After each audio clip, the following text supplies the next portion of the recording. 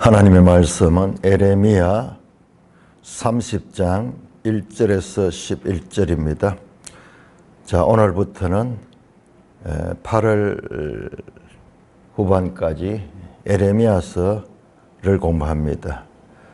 에레미야 30장 1절 여호와께로부터 말씀이 에레미야에게 임하여 이르시니라. 이스라엘의 하나님 여호와께서 이와 같이 말씀하여 이르시기를 내가 내게 일러준 모든 말을 책에 기록하라. 여호와의 말씀이니라. 보라, 내가 내 백성 이스라엘과 유다의 포로를 돌아가게 할 날이 오리니 내가 그들을 그 조상들에게서 준 땅으로 돌아오게 할 것이니 그들이 그 땅을 차지하리라. 여호와께서 말씀하시니라. 여호와께서 이스라엘과 유다에 대하여 하신 말씀이 이러하니라. 여호와께서 이와 같이 말씀하시되 우리가 무서워 떠는 자의 소리를 들으니 두려움이요 평안함이 아니로다. 너희는 자식을 해산하는 남자가 있는가 물어보라. 어찌하여 모든 남자가 해산하는 여자같이 손을 자기 허리에 대고 모든 얼굴이 겁에 질려 새파래졌는가. 슬프다 그날이여. 그와 같이 엄청난 날이 없으리라. 그날은 야곱의 환난의 때가 됨이로다. 그러나 그가 환난에서 구하여 nem을 얻으리로다. 만군의 여호와의 말씀이라.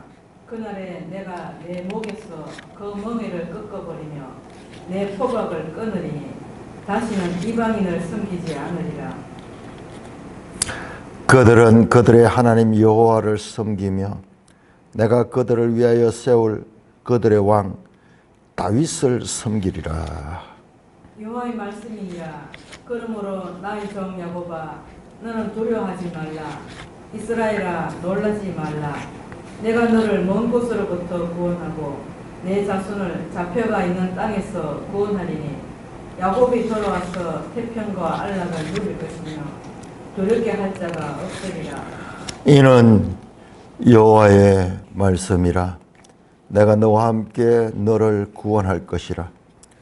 너를 흩었던 그 모든 이방을 내가 멸망시키라. 그럴지라도 너만은 멸망시키지 아니하리라. 그러나 내가 법에 따라 너를 징계할 것이요 결코 무죄한 자로만 여기지는 아니하리라. 오 하나님 아버지, 은혜를 감사합니다. 오늘부터 에레미야서를 공부할 적에 하나님 이 말씀을 제대로 깨달을 수 있도록 성령으로 지도하여 주시옵소서. 예수님 이름으로 감사하며 기도드리옵나이다. 아멘. 자, 이제 우리가 사도행전을 끝내고 에레미야서를 공부를 하는데 사실상 에레미야 21장에서 25장까지는 작년 7월 달에 7월 8월 우리가 공부를 했습니다. 그래서 에레미야 전체 50장 가운데 딱 반틈 25장까지는 작년 7월 달 8월 달 했고, 자 1년 후에 이제 에레미야 후반부를 하는데 이제 에레미야 26장부터 50장까지가 사실상 계획되어 있는데 벌써 우리 사도행전 하면서 이제 시간이 좀 지나버렸어요. 사도행전을 정리하고 그 내용을 제대로 다뤄본. 그래서 26장에서 29장까지는 기회가 되면은 따로 준비를 하고 오늘은 순서에 맞춰서 30장부터 그렇게 보도록 하겠습니다. 자, 29장까지의 주로 내용은 유다의 심판에 관한 말씀입니다. 유다의 심판이 뭐냐? 바벨론에 의해서 멸망되는 것입니다. 자, 이게 시기적으로 언제냐 그러면은 에레미야 선지자가 활동한 시기는 유다 말기입니다. 말기. 요시야 때부터 시작해서 시드기야 때까지, 시드기야. 요시야 왕이 있을 때부터 에레미야가 시작해요. 요시야, 그 다음에 요시야의 아들 여호야김, 그 다음에 여호야긴,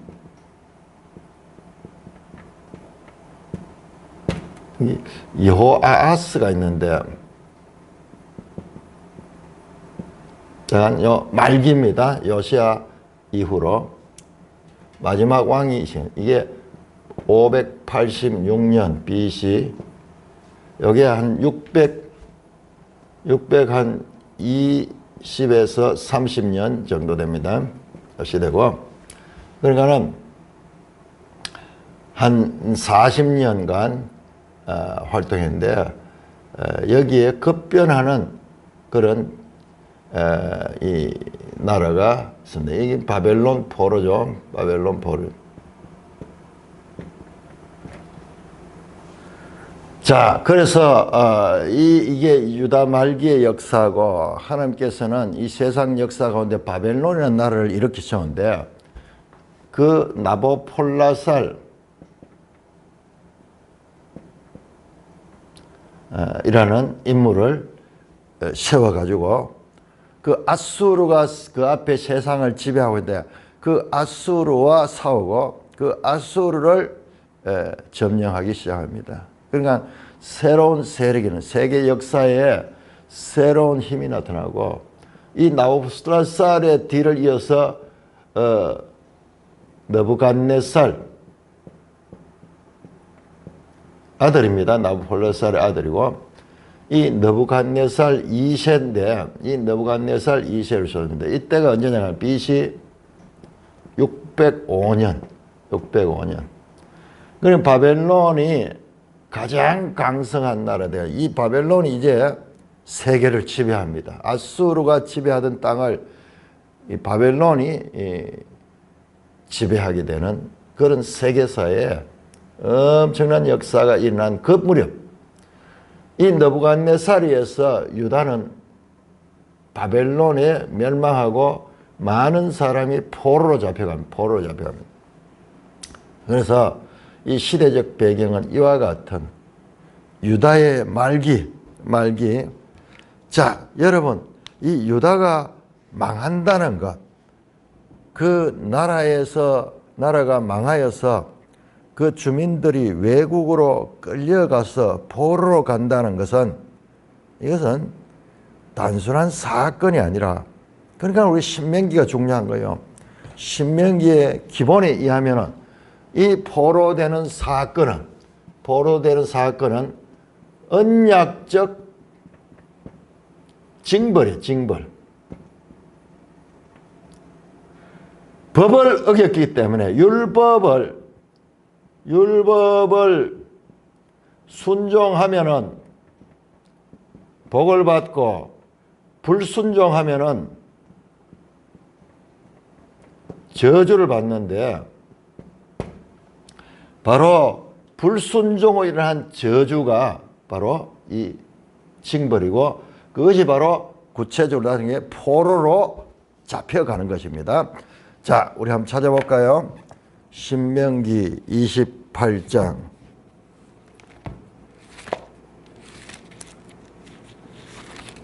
이 내용을 맥락을 통해서 이해를 해야 되지, 그냥 한 권의 책만 가지고 그렇게 보면은 안 됩니다. 성경은 전부 이 연속성을 가지고 있습니다. 자, 신명기 28장은 바로 순종하면 복을 받고 불순종하면은 저주를 받는 이 상벌 조항이에요. 앞에 율법을 쫙 주고, 그 율법의 내용이 앞에서 나왔고, 율법을 지키지 않을 적에 오는, 불순종에 오는 징벌에 대한 내용이 쫙 나옵니다.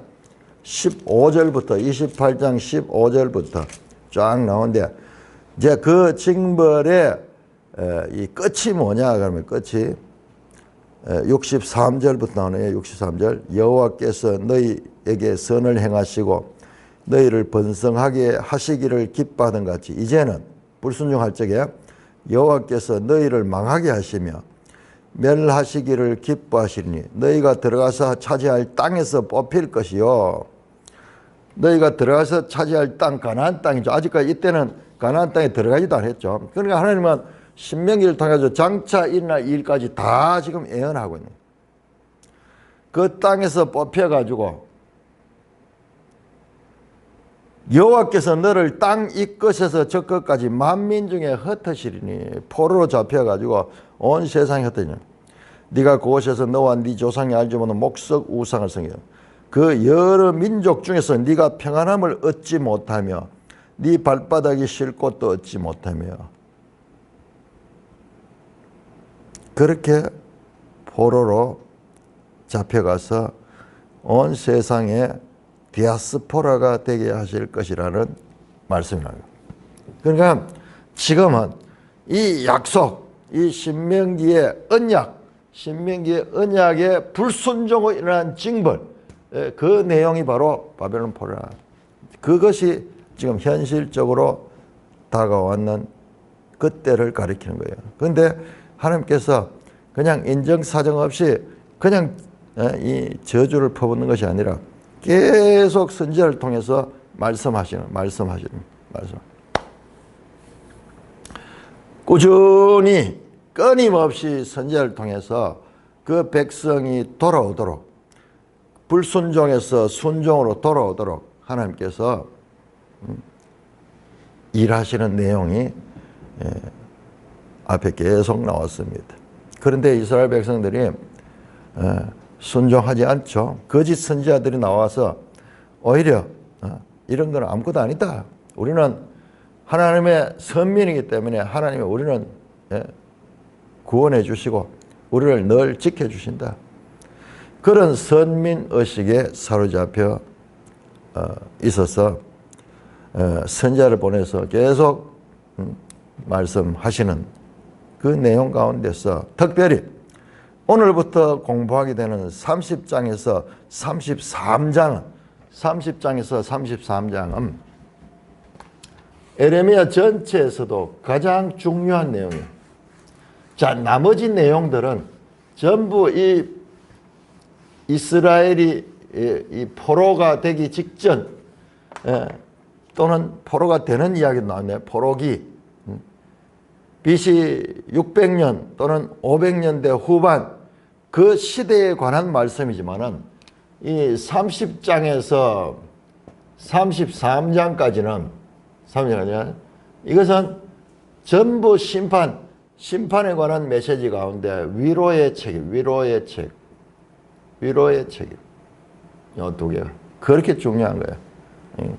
이것은 신약까지 다 그대로 연결되는 내용이에요.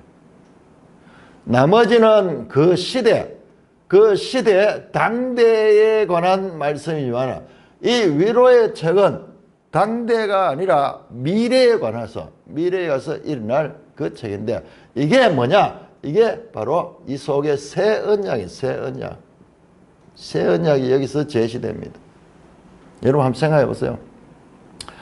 이제 이스라엘이 망하게 되는 그 직전에 선지자를 보내가지고 말씀을 하시는데 결국 이 에레미야 때 이 망하게 됩니다. 성전이 파괴되고 성전 기구들을 다 뺏어가고 그렇게 되면서 많은 그 이 엘리트들 포로로 잡아가는 그 멸망의 상황 가운데서 하나님께서 새로운 소망을 주는 거예요.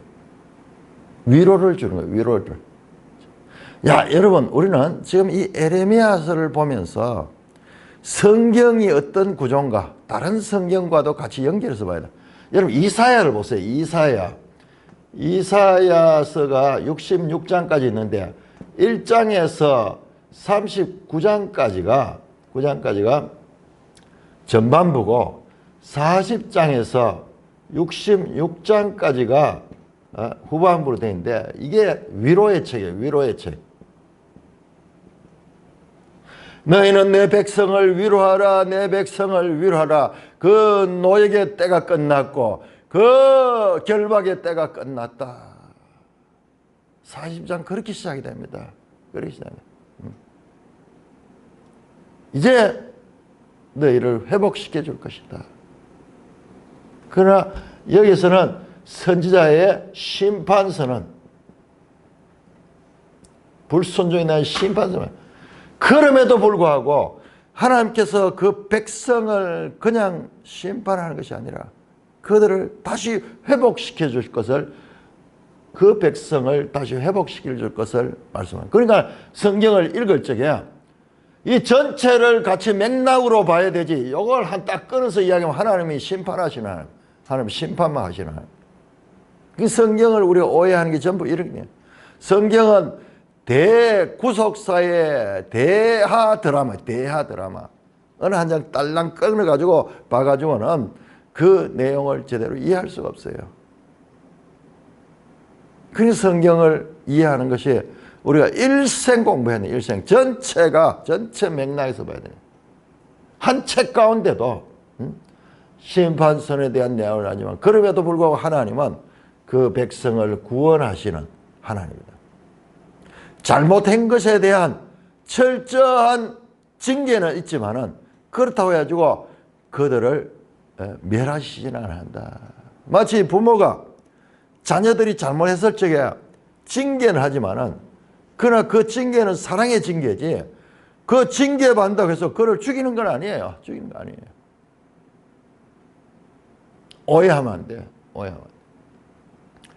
자, 그렇듯이 이 대선지서 이사야가 이와 같이 심판과 위로가 되어 있고 이거는 뭐 크게 딱 나누죠. 근데 에레미야도 마찬가지죠.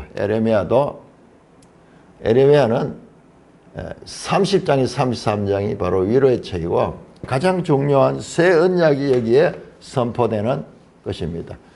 자, 여러분 새 언약이 뭐예요? 이것이 바로 복음 중에 복음이 이게 새 언약이 한자어로 하면 이게 신약이잖아요. 신약. 우리 한글로 하면 새 언약이고 신약. 새로운 약. 예수님이 오시고 예수님께서 오셔서 구원하시는 그 모든 것. 그것이 바로 예수님의 언약이에요. 그래서 실제적으로 예수님은 누가복음 20장 22장입니까? 거기 보면 마지막 만찬을 하면서 새 언약을 맺는다. 내가 새 언약을 맺는다는 거예요. 새 언약. 자, 이 내용은 우리가 깊이 들어봐야 됩니다. 성경 전체에서 가장 중요한지 이게 얼마나 중요한지 여기 31장에 나옵니다. 31장 31절에서 33절에 나오는데 이거는 이제 그 본문을 들어가서 볼 때 더 자세히 설명하고 우선 말만 드리면은 예수님이 이룩하신 것이 새 언약이고 이 새 언약이 어떤 의미를 가지는가를 설명하는 책이 히브리서예요. 히브리서. 가장 중요한 내용이 여기 등이에요. 이것은 하나님께서 회복하시되 어떻게 해보냐? 옛 언약에서 이스라엘 백성들이 불순종해서 망하잖아요. 지금 불순종에 의한 언약적 징벌로 망하는데 하나님께서 끝내지 않고 새 언약을 통해 가지고 하나님께서 구원하시는 이야기. 하나님은 세상을 이처럼 사랑하사 독생자를 주셨는데 하나님이 자신이 지은 이 모든 세상의 피조물들을 얼마나 사랑하는지 우리는 알지 못해요. 그냥 밟아서 없애버리는 분이 아니에요. 우리 구약 성경에 하나님은 무서운 하나님 그리 생각하는데 그건 성경을 잘못 본 거예요. 앞에 오늘 본문에 나오겠지만 하나님은 잘못한 것에 대한 징계를 하셔서 그들을 새로 깨우쳐 변화시킵니다. 변화받지 않고 구원에 이르게 되면은 그 구원이 되지 못하는 거예요. 진정한 구원의 이 은혜를 누리려고 하면은 내 존재가 바뀌어야 돼. 내 존재는 죄된 그대로인데 내가 구원해 주면은 그 구원된 상태에서 또 죄를 범하는 거야. 하나님은 지혜의 하나님이에요. 그래서 하나님께서는 그 백성들을 징계를 하시되 그러나 그 구원을 하신다. 구원을 하신다. 자, 그러니까 30장에서 33장까지 여러분 성경 가운데서도 가장 중요한 내용, 이번 주에 우리가 공부한 내용이 그렇게 중요합니다. 자, 거기 서문이 오늘 30장입니다. 자, 본문을 들어가 보겠습니다. 본문을 여호와께로부터 30장 1절입니다. 여호와께로부터 말씀이 에레미야에게 임하여 이르시니라. 이스라엘 하나님 여호와께서 이와 같이 말씀하여, 좀 이상하죠? 여러분 자 보세요. 좀 어색하잖아요. 1절은 여호와께로부터 말씀이 에레미야에게 임하여 이르시니라. 그러면서 하나님 말씀이 나오죠. 하나님 말씀이 나오는데, 그런데 하나님 말씀에 또 이스라엘 하나님 여호와께서 이와 같이 말씀하여 이르기를, 이중으로 나오는 것 같죠. 이중으로 나와요.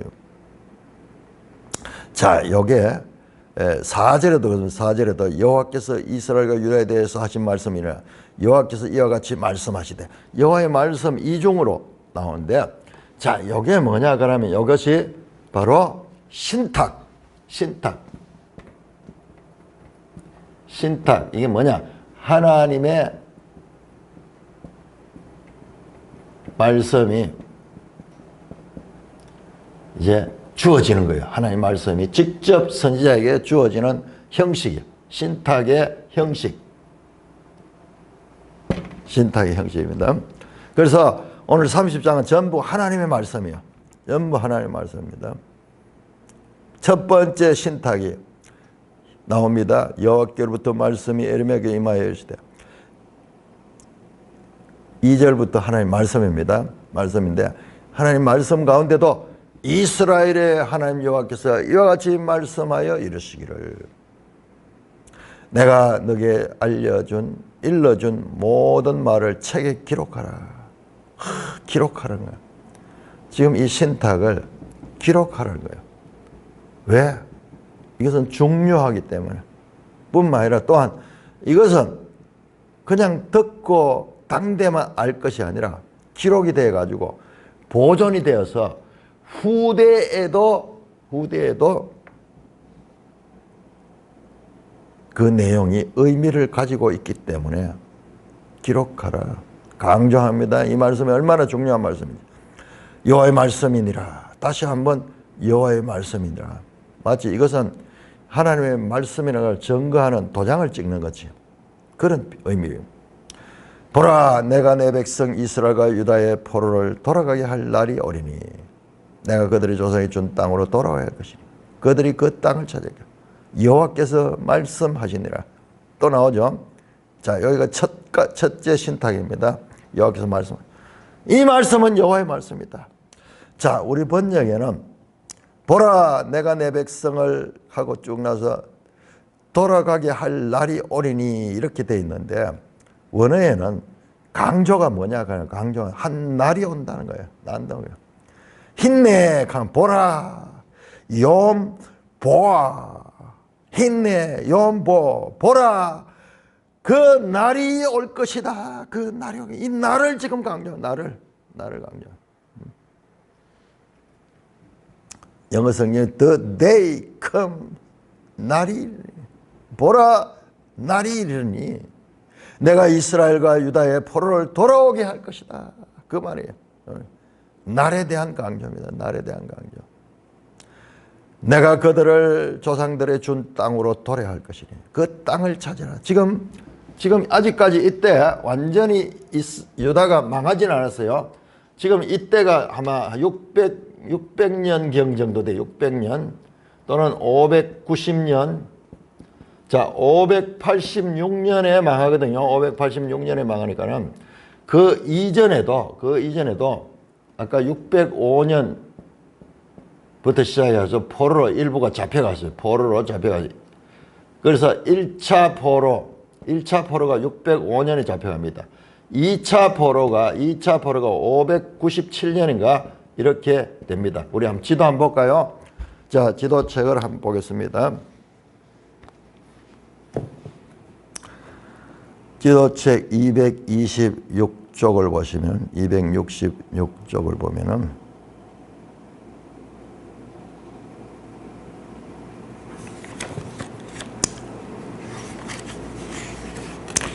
바벨론 시대에 226쪽에 보면 유다에서 저 멀리 바벨론까지 포로로 잡혀간 내용이 나오는데 그 아래 보면 에레미야 52장 28절에 30절 느부갓네살 사로잡은 백성은 이러하니라. 제7년 느부갓네살 제7년 느부갓네살이 605년에 왕이 됐거든요.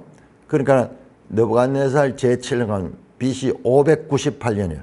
그때 유다인이 3020명이 잡혀갔고 느부갓네살 18년 그러니까 그때는 BC 587년 그때 사로잡혀간 자가 830명이요. 느부갓네살 제20년 23년 582년에 사령관 느부사라단이 사로잡아간 유다 사람이 740원 그 총수가 4,600명이다.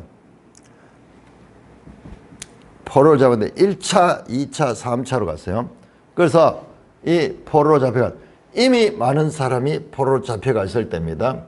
그때 근데 하나님께서 에레미야에게 말씀하시기를 내가 내 백성 이스라엘과 유다의 포로를 돌아오게 할 날이다. 이스라엘은 이미 망했는데 지금 이스라엘과 유다의 포로를 돌아오게 한다고 말씀합니다. 내가 그들을 그 조상에 준 땅으로 돌아야겠다. 우리 신명기는 이제 그 땅에 들어가는 내용이 나오잖아요. 지금 이 에레미야는 그 땅에서 실컷 사다가 수백 년 살다가 그 방에서 쫓겨나갔다가 다시 돌아오는 이야기를 가르쳐요. 다시 돌아오는 이야기를. 그러니까는 그 땅에 들어갈 때부터 이야기, 그 다음에 거기서 사는 이야기, 그 땅에서 쫓겨나는 이야기, 이 이야기가 수백 년에 걸쳐서 연속되고 있는 그 이야기를 우리가 봐야 되는 것입니다. 그 땅을 찾으냐. 언젠가 그날에 여호와께서 약속하시는 그날에. 자, 끝에 보시면은 3절 끝에 여호와의 말씀이시니라. 앞으로 계속 여기 나오는데 이건 하나님의 말씀인 것을 딱 증명하는 도장을 찍습니다. 자, 이렇게 짧지만은 앞으로 장차 한 날, 그 여호와의 날에 이스라엘이 회복될 것이다. 회복될 것이다. 이거는 기쁜 날이죠. 소망스러운 날입니다. 우리 날에 대해서 성경에 보면은 어떤 날들은 날이 오리니 그것은 심판의 날, 심판의 날. 그러나 여기에서는 심판이 아니라 회복의 날, 소망의 날입니다. 기쁨의 날, 소망의 날입니다. 4절입니다. 4절에서 11절까지가 두 번째 신탁입니다. 두 번째 신탁. 여호와께서 이스라엘과 유다에 대하여 하신 말씀이 이러하니라.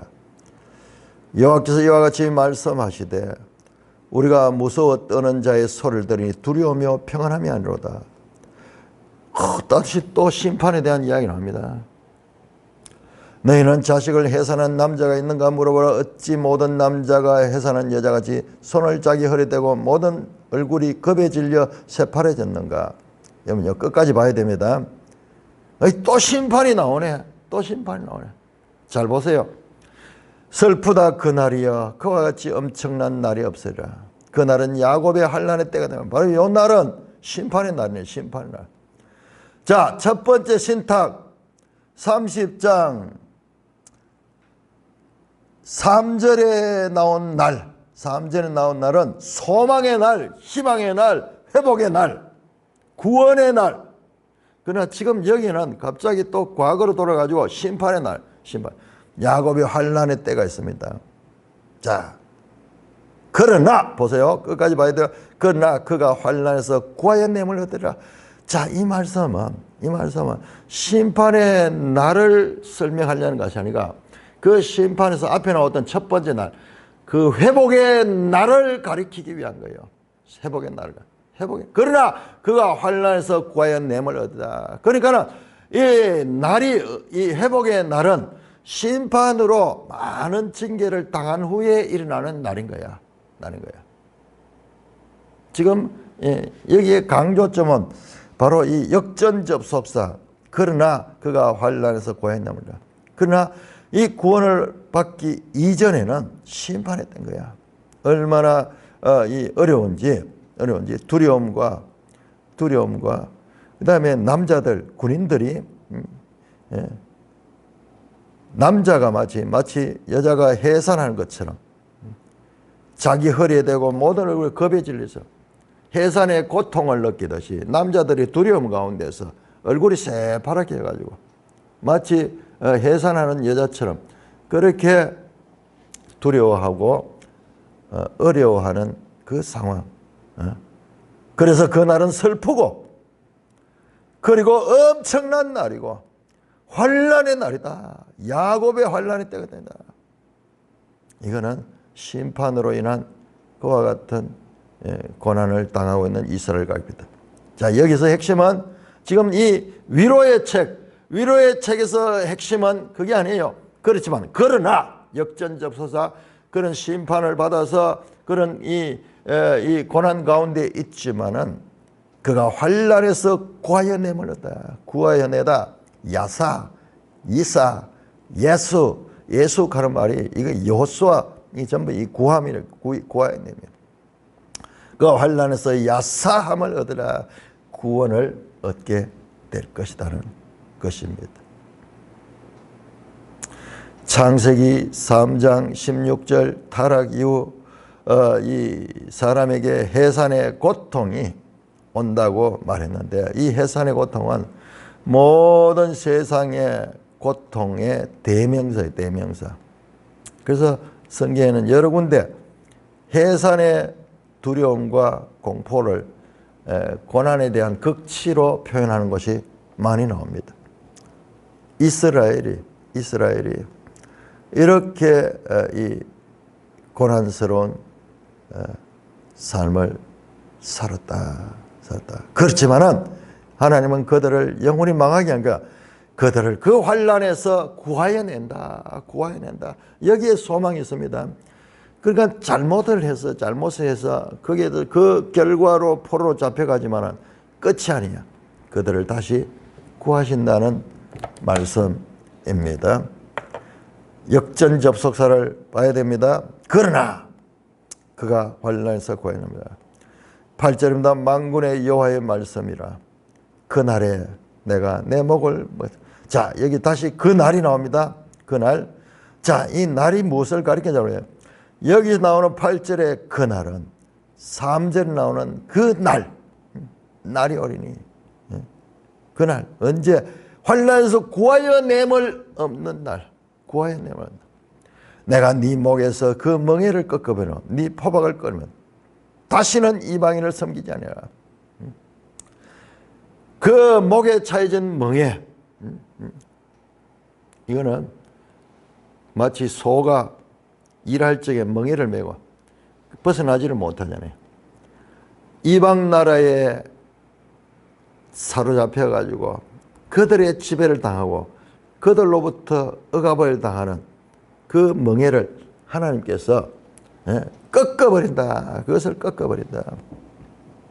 이 내용은요, 앞에서 자세히 보시면은 앞에 나오는 에레미야와 거짓 선지자 하나야의 관계에서 그 예언할 때 하나님께서 에레미야에게 멍에를 메라 그래. 멍에를 메라. 그래서 예언을 하되 멍에를 메고 예언을 하는 거예요. 우리가 바벨론에 이와 같은 이 포로로 잡혀가서 그 멍에를 곱게 메라는 거예요. 그 곱게 메라고 그렇게 말씀해요. 그 이유가 나오네요. 하나님이 꺾어버릴 것이기 때문에. 그걸 꺾어버린다. 언제? 그날에 하나님의 시간에 네 포박을 끊으리며 멍에를 꺾어버리고 네 포박을 끊으리며 다시는 이방인을 섬기자. 이방인으로부터 자유함을 얻게 된다. 자유함을 얻겠습니다. 그들은 그들의 하나님 여호와를 섬기며 내가 그들을 위하여 세울 그들의 왕 다윗을 섬기리라. 그들은 하나님 여호와를 섬기게 될 것이다. 내가 그들을 위하여 세울 다윗 왕을 섬기라. 자, 성경에서요 진정한 해방은 뭐냐? 그러면 해방은 이스라엘 백성들이 오늘날 우리들도 많이 착각하는데 해방, 자유는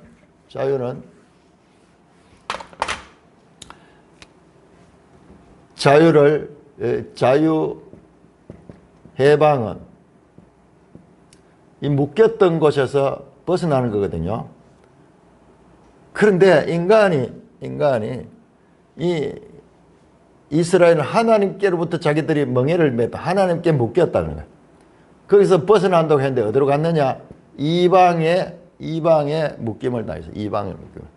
이방 나라들의 사람들의 종이 돼. 사람들죠. 하나님부터 벗어나서 어디로 갔느냐? 사람들의 종이 되어서. 이 사람들 이방 나라들의 종이 된 것에서 그들을 다시 회복시켜 하나님께로 회복시키는 거예요. 여러분 인간이 해방해서 그냥 살아가는 것이 그건 자유가 아니에요. 그냥 진정한 해방은요 주인의 변화입니다. 주인의 변화. 인간 주인에 의해서 억압당하던 종들이 하나님의 이께로 돌아오는 거예요. 하나님께로 돌아오는 거예요. 우리는 피조물들이에요. 피조물들. 하나님 여호와를 섬기며 그전에는 이방인을 섬겼는데 이제는 하나님 여호와를 섬기며. 자, 근데 좀 이상한 표현을 합니다. 내가 그들을 위해 세울 그들의 왕 다윗을 섬기라. 아니 다윗은 죽은 지가 얼마나 됐는데 지금 다윗이 죽은 지가 400년이 지났는데 다시 왕 다윗이 나옵니다. 자, 그러니까는 바로 이 왕 다윗이 누구예요? 우리 신약 성경을 보면은 다윗의 후손 예수 그리스도. 그러나 여기에서는 흐릿하게 나와 있어. 흐릿하게 나와 있어. 다윗을 섬길 것이다. 다윗을 섬깁니다. 이게 이제 예수님이 계시면은 그렇게 해석해 주는 거야. 이것이 나를 가리켜 말한 것이다. 이 성경이 나에 대하여 기록한 것이라고 부활하신 예수님께서 제자들에게 그렇게 말씀하실 때 이런 본문을 가지고 이게 바로 나를 가리키는 거야. 주께서 내주께 말씀해 너는 내 보좌 우편에 앉아라. 시편 110편을 가지고 예수님께서 여러 번 설명하죠. 어떻게 해서 다윗이 주의 조상이 되겠는가? 다윗이 주라고 말씀하냐? 그리스도는 다윗의 주인이지 다윗의 후손으로만 알면은 그건 잘못한 거야. 다윗의 후손으로 오지만은 그는 다윗의 주인이야. 이해가 안 되지. 어떻게 후손이 주인이 될 수 있는가? 이해가 안 되지. 그게 하늘의 신령한 지혜예요. 예수님이 그걸 가르쳤잖아요. 마태복음은 아브라함과 다윗의 후손 예수 그리스도. 그 다윗은 이스라엘의 왕이잖아요. 왕.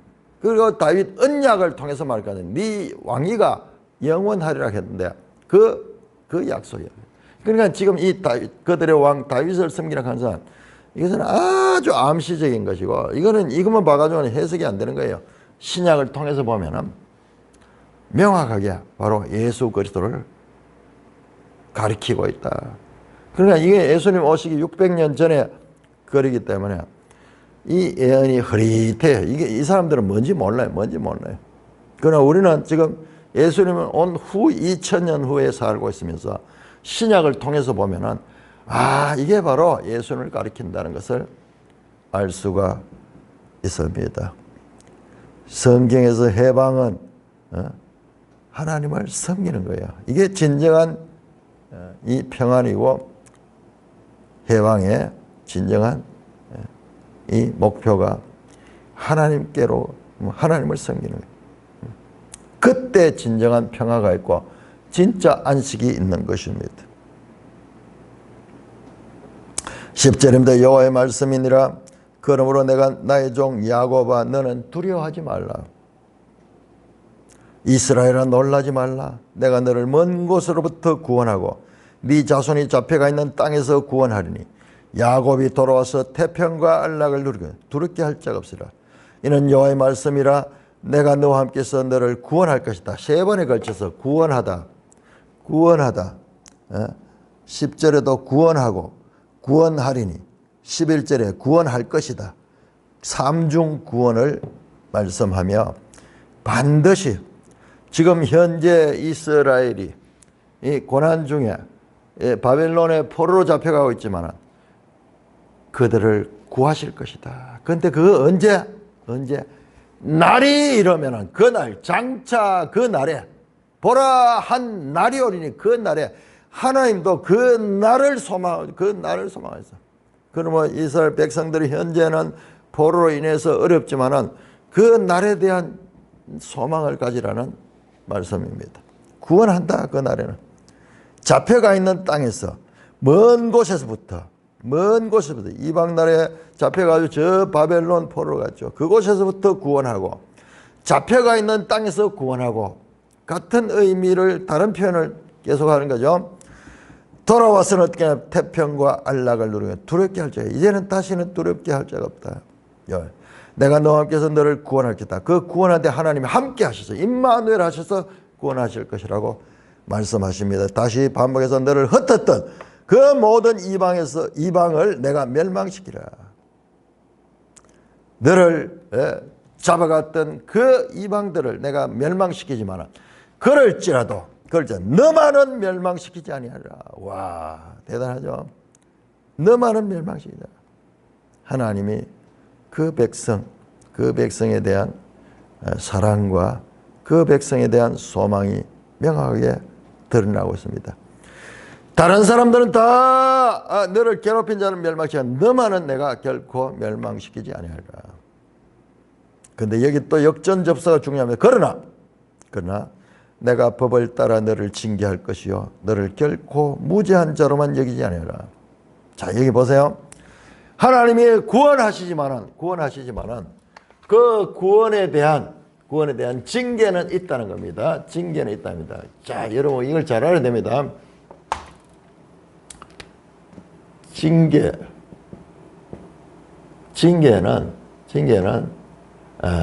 우리 성경에 징계라는 표현이 우리말에 아주 상당히 더럽게 나오는데 이게 어떤 의미가 있냐면 이 징계는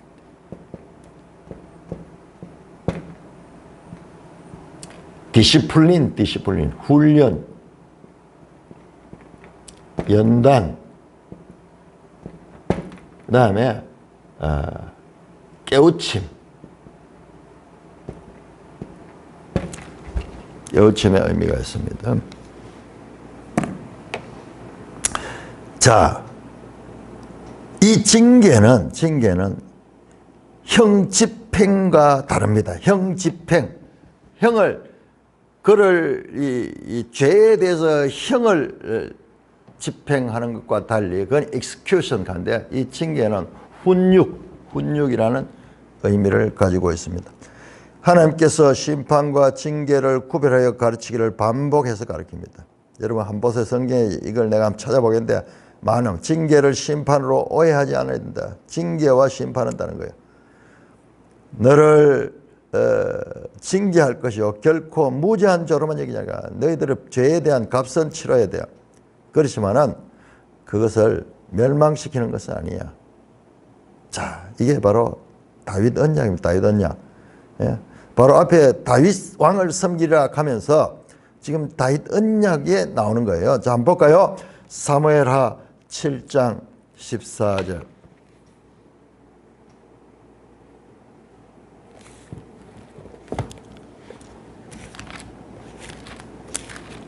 사무엘하 7장 14절. 나는 그에게 아버지가 도 그는 내게 아들이 되리니 그가 만일 죄를 범하면 내가 사람의 매와 인색의 채찍으로 징계하리니와 내가 네 앞에 물러나게 한 사울에게 내 은총을 빼앗은 것은 그에게 빼앗지 않으리라. 네 집과 네 나라가 내 앞에서 영원히 보존되고 네 왕위가 영원히 경고하리라 하셨다 하라. 자, 다윗 앞에 사울왕이 있었는데 사울왕은 잘못해서 그 왕위를 빼앗겨 버렸어. 그러나 다윗은 잘못하면은 하나님이 징계는 하지만 그 왕위는 빼앗지 않는다고 그랬어. 이게 무슨 말이지? 무슨 말이지? 그렇다고 해가지고 잘못에 대해서 아무런 책임이 없는 게 아니라 징계는 인생의 채찍과 사람의 매를 가지고 징계할 것이다. 징계할 것이다. 그렇지만은 왕위는 빼앗지 않는다. 지금 이거예요. 이 말씀이에요. 이 말씀. 이스라엘에 대한 약속이에요.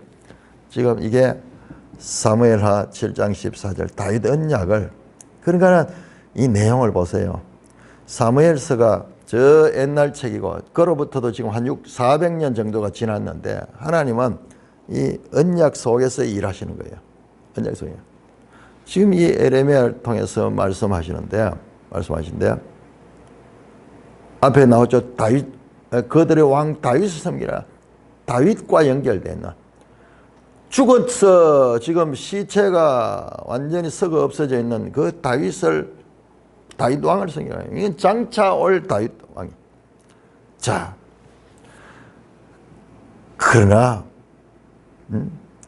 멸망치 않고 구원하지만은, 그러나 그들의 죄에 대한 징계는 있다. 징계는 있다는 것입니다. 자, 이 말씀은 앞에서도 나왔던 내용이요. 그러니까 아주 중요한 거예요. 자, 우리 이 예레미야 10장 한번 볼까요?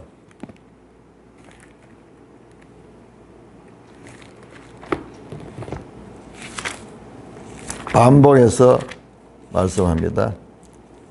예레미야 10장 24절. 10장 24절. 여호와여 나를 징계하옵시고 너그러이 하시고 진노로 하지 마옵소서. 주께서 내가 없어지게 하실까 두려워하노라. 이 기도하는데도 이 탄식 가운데도 징계와 멸망을 구별하고 있어요. 멸망, 징계. 그럼 오늘날 우리 그리스도인들이 하나님 앞에 잘못하면요 징계를 받습니다. 그러나 그 징계를 받는다고 해가지고 그를 구원해서 떨어뜨리는 게 아니에요. 오히려 구원에 더 밀착되게 만드는 것입니다.